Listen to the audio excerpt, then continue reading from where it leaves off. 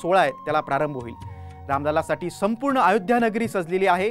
राम मंदिराला आकर्षक रोषणाई करण्यात आली। राम मंदिरात तब्बल 3 टन फुलांची आरास करण्यात आली। आज राम मंदिरात हा सगळा भव्य सोहळा पार पडतोय।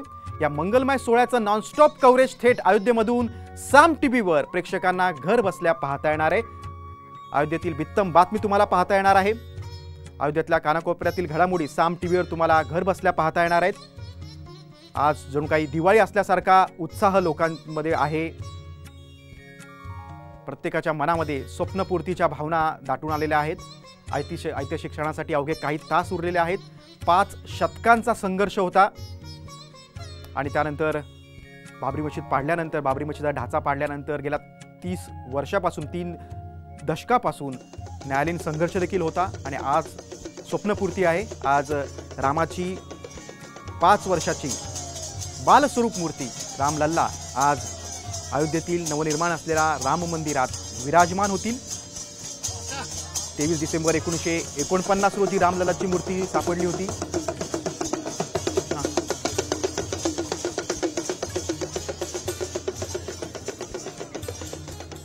आता आपण थेट जाऊया पुण्यामध्ये। ज्येष्ठ पत्रकार धरित्री जोशी आहेत, आपण त्यांच्याशी संवाद साधणार आहोत।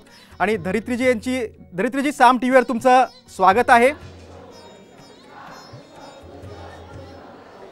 आणि मी धरित्री यांची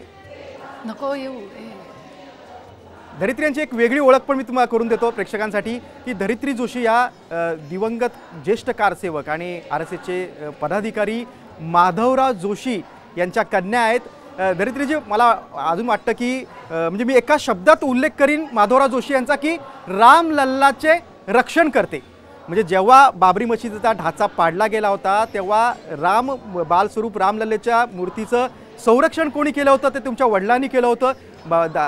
तणाव होता, गोंधळ होता, या सगळ्या ह्याच्यात त्यांनी कापडामध्ये ती मूर्ती बांधून ठेवली होती आणि आपल्याजवळ अगदी सुरक्षितपणे ठेवलेली होती।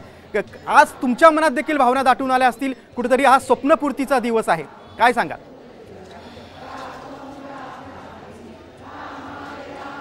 निश्चितच आज अतिशय आनंद झालेला आहे। बाबा आणि बाबांसारख्या असंख्य हजारो लाखो कारसेवकांच्या संकल्पपूर्तीचा हा दिवस आहे।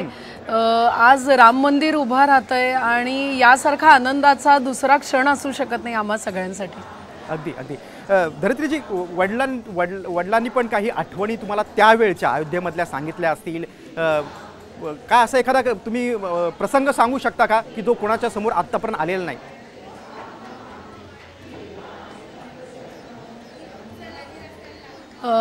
असे अनेक प्रसंग होते। कारसेवेला बाबा 6 डिसेंबरच्या आधी महिनाभर गेलेले होते। बाबा निघाले तेव्हा आत्ताच्या पिढीला माहिती नसेल, पण आता जो स्वर्गीय बाबूजींचा पिक्चर रिलीज होणार आहे तर ते बाबूजी स्वतः आमच्या घरी 2 दिवस राहायला होते कारसेवेच्या आधी। आणि मग त्यावेळेला सगळे बाबा, स्वर्गीय बाबूजी आणि असंख्य कार्यकर्ते, प्रचारक यांचा चमू सगळा कारसेवेसाठी रवाना झाला होता। कारसेवेमध्ये अशा असंख्य गोष्टी सांगण्यासारख्या की कित्येक दिवस हे सगळे नेते असतील, प्रचारक असतील, सगळे राहुट्यांमध्ये राहत होते।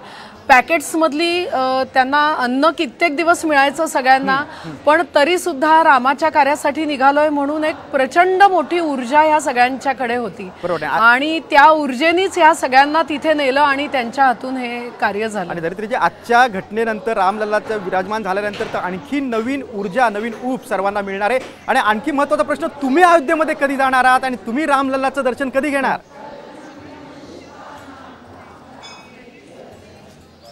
निश्चित मला आणि आम्हाला कुटुंबियांना सगळ्यांना फेब्रुवारी महिन्याचं निमंत्रण आलेलं आहे।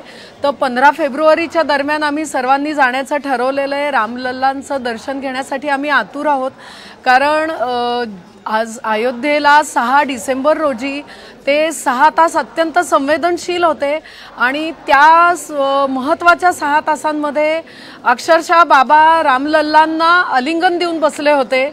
यासारखं आनंदाचा क्षण, अभिमानाची गोष्ट आमच्यासाठी दुसरी नाही. त्यामुळे ते रामलल्ला विराजमान झालेले आम्हाला बघायचे आहेत. त्यामुळे आम्ही निश्चितच सगळे आतुर आहोत अयोध्येला जाण्यासाठी.